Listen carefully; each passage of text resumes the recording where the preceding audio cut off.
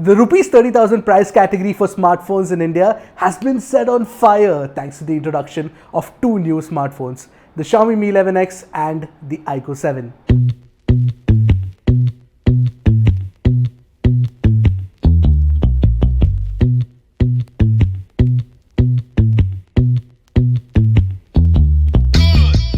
Now both these phones are equally powerful, at least on paper, with matching specs on offer. I think I'm gonna have a tough time trying to pick one between the two. You know what I did? I actually put them to their places to find out which one of these two should you buy. My name is Ershad, you're watching My Smart Price, and this is our in-depth comparison review of the Mi 11X against the iQOO 7. Now before we move on, we've actually made helpful guides that should help you find the right resources to fight the COVID-19 battle on our My Smart Price blog, links to which should be in the description below. Go check it out. But as a rule, don't forget to wear an N95 mask, or if you're wearing a cloth mask, double mask it, and stay safe and take care of your loved ones and your family members as well. And while you're at it, if you like our videos, then don't forget to hit that red subscribe button and the bell icon right next to it to get notified whenever My Smart Price puts out an awesome new tech video. Starting with the design, both the phones have a glass sandwich design with a plastic frame. I actually prefer the matte finish of the iQOO 7, plus the camera module design looks classier on the iQOO 7. The mirror black finish of the Mi 11X is super reflective, slippery, and a fingerprint magnet. Evidently, the design idea of the iQOO 7 ensures that it looks more attractive in daily usage, provided you don't use a case, that is, because in that scenario, then the Mi 11X and the iQOO 7 are well matched. Now, while both the phones weigh the same, the Mi 11X is slightly slimmer on paper but doesn't feel so in real life. Overall, both the phones have a wider profile compared to phones such as the OnePlus 9R and the iQOO 7 Legend. So the whole wide and flat approach makes the phones feel slightly less ergonomic as a result. Both the phones don't have a headphone jack but use a USB Type-C 2.0 port at the bottom. The Mi 11X has proper dual speakers for a true stereo setup, whereas the iQOO 7 achieves the stereo sound by using the earpiece as a secondary speaker. Finally, the iQOO and Xiaomi use a dual SIM card tray but don't offer storage expansion. So overall, when it comes to the design language, both these phones are mostly similar when it comes to functionalities, so there's not much separating the two. But when it comes to the design, I kind of like the iQOO 7 more, primarily because I have a soft corner for matte finishes, so that's the reason why. But your opinion could vary. Do let me know in the comment section below which one of these two designs do you prefer. Now, both the phones use a Super AMOLED 120Hz high refresh rate panel with a copious chin as per today's standards. But the iQOO 7's display is ever so slightly larger at 6.67 inches compared to the Mi 11X's 6.62 inch display. You get professional grade color tuning on both, but there is a visible color shift at an angle on the iQOO 7.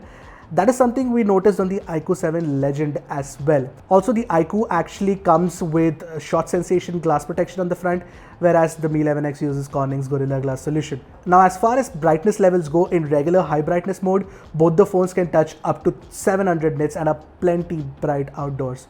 And the peak brightness while watching HDR videos goes much higher, over 1000 nits on both the phones, but the iQOO 7 actually goes brighter. And in my Interstellar HDR test, I noticed that the iQOO 7 had a better control over the peak brightness as well at around the 27-second mark. Although the iQOO 7 doesn't offer HDR playback in Netflix, which the Mi 11X does, and that's a letdown. By the way, for what it is worth, the Mi 11X has a smaller punch hole.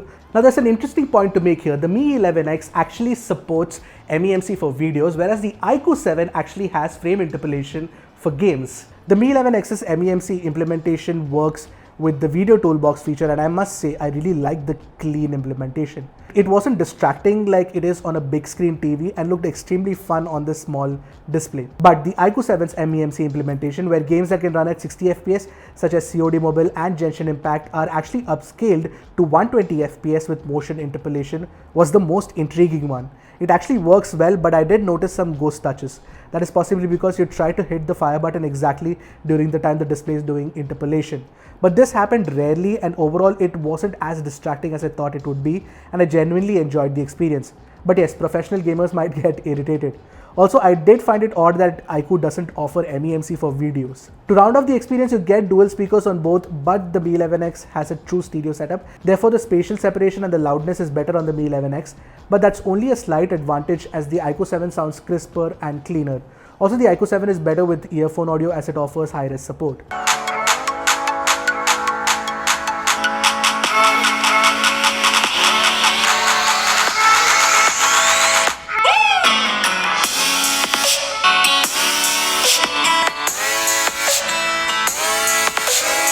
Now between these two displays, I can't really pick one as the outright winner, but what I can help you do is actually pick one based on your use case. Now if you're somebody who likes watching a lot of videos, then the HDR support in Netflix actually comes in handy on the Mi 11X.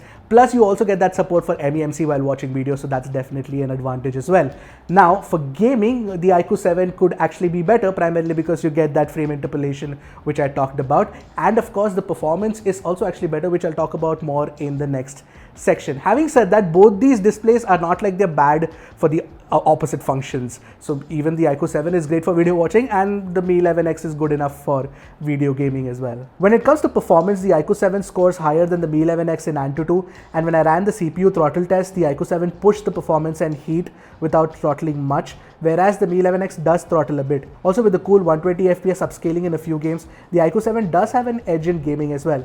But both the phones are equally snappy in daily performance, and I had no complaints whatsoever from the Mi 11X for gaming. Fun fact, the Apex Legends Mobile's early access beta was actually available on the Mi 11X and not on the iQOO 7. Now the Mi 11X and the iQOO 7 both come with a triple camera setup. The primary camera on the Mi 11X is the old 48 megapixel Sony IMX582 sensor, whereas the iQOO 7 has the 1-year-old Sony IMX598 sensor, same as the one on the iQOO 7 Legend.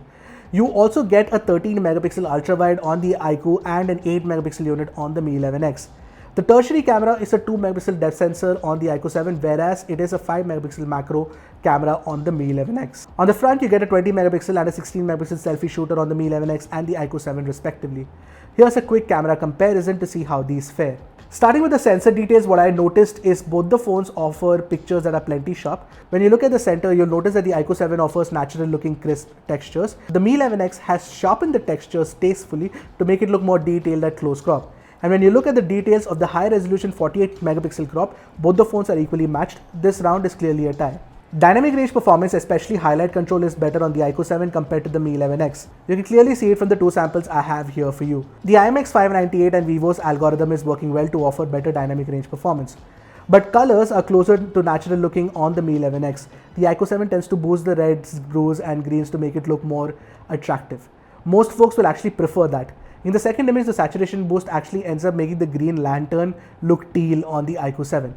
So you can make a choice according to your preference. If you like saturated pictures, then the iQOO 7 is the way to go. If you like more natural looking pictures, then the Mi 11X is better. Shots of humans using the rear camera, as you can see right now, are equally average on both the phones. The Mi 11X has an overtly contrasty look, whereas the iQOO 7 picks up the reds in my skin tones.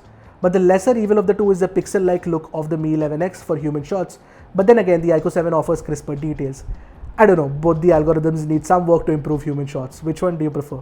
In portraits, the skin tone of the Mi 11X is better, but the edge detection is better on the iQOO 7 with a cleaner semantic segmentation. But what's odd is iQOO gets the facial tones and selfies spot on.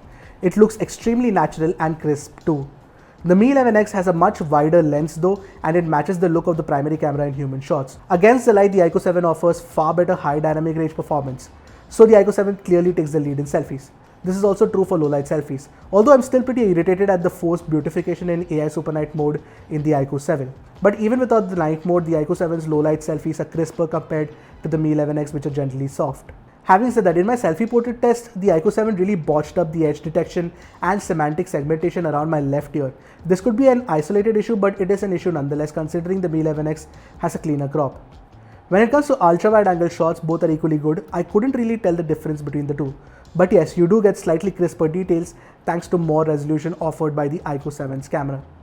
The iQOO 7 uses ultra-wide angle camera for macro shots. It is much crisper and can focus at closer distances too. But the colors are pretty good on the Mi 11X's primary camera. In low light shots, the IMX598 on the iQOO 7 has better light sensitivity, so whether it is with or without night mode, the iQOO 7 generally looks better exposed. But details wise, both are on par. In fact, in the night mode shot, the Mi 11X keeps the noise information to maintain detail retention. The iQOO 7's algorithm tends to make details soft by introducing aggressive noise correction. But since the iQOO 7 tends to bring out more details from the shadows in the night, it looks more attractive. When it comes to 4K 30fps video recording, the Mi 11X does a better job with more natural colors and far better sound recording as well. Plus, it doesn't hunt for focus as much as the iQOO 7 does. The only concern is the exposure shifting that happens a lot on the phone. But yes, the iQOO 7 does offer 4K 60fps recording for what it is worth, but without stabilization. So now I'm shooting a 4K 30 FPS video using the iQOO 7 and the Mi 11X. Do let me know in the comment section below. And of course, the iQOO 7 can also shoot 4K 60 FPS videos, which is one thing that you should know, which the Mi 11X cannot. You can also shoot up to 1080p 30 FPS videos using the ultra wide angle cameras on the two phones.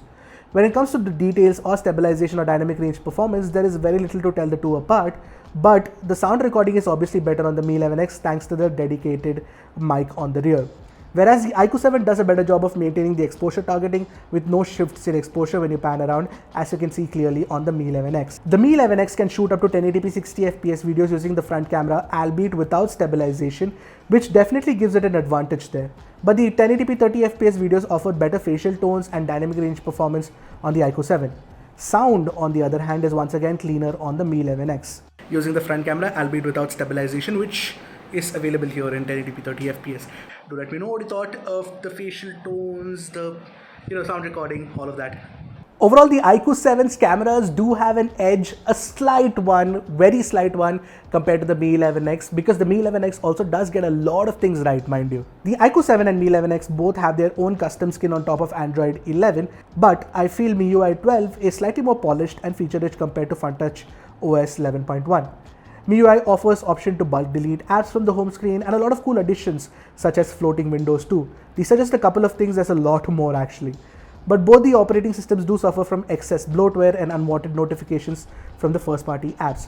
Anyway, that's the common problem, but overall MIUI feels better in my experience. But yeah, FunTouch is definitely becoming better now that it looks like a skin of Android and not a ripoff of iOS. The Mi 11X has a slightly larger 4520 mAh battery as opposed to the 4400 mAh unit inside the iQOO 7. Battery performance is slightly better on the Mi 11 owing to the aggressive battery management software. I got around 6.5 to 7 hours of screen on time on the phone, whereas the iQOO 7 lasted me 5.5 to 6 hours on a single charge in comparison. Charging time, on the other hand, is better on the iQOO 7 thanks to the fact that you get the same 66 watt support that is also available on the iQOO 7 Legend. The iQOO 7 actually charged from 0 to 100 in 32 minutes, whereas the Mi 11X charged from 0 to 100 in 55 minutes using the 33 watt charger. So if the battery life is better on the Mi 11X, the charging speeds are better on the iQOO 7. Now when it comes to the network performance, then both these phones are pretty well placed on 4G Airtel network in Delhi. They were both very stable, nothing to complain about. And more importantly, they both also support 4G carrier aggregation as well. Now also, if you're looking at 5G support, then the iQOO 7 only supports one band, which is the N78, whereas the Mi 11X supports N77 and the N78 bands. Not that it matters really, considering the fact that 5G is currently not available in India. But one thing before I close off the network performance that I must mention is that the call quality through the earpiece is crisper and more clearer on the Mi 11X compared to the iQOO 7.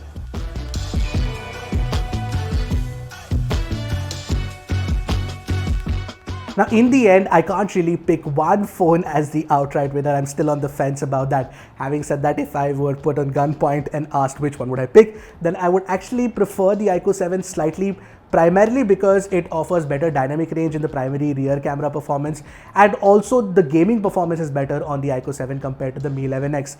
Having said that, the Mi 11X is no slouch and it has a couple of aces up its sleeve, one of which is of course the multimedia experience or the video watching experience, and of course the fact that MIUI feels more polished compared to FunTouch OS. So you've got to make a pick according to your use case. If you're a gamer, I'd suggest the iQOO 7 eyes closed, but if you would like to watch a lot of movies and a lot of content, video content online, then the Mi 11X could be the better bet. So which one would you pick? Do let me know in the comment section below. Until next time, this is Esha from My Smart Price signing off. Goodbye and Godspeed and stay safe.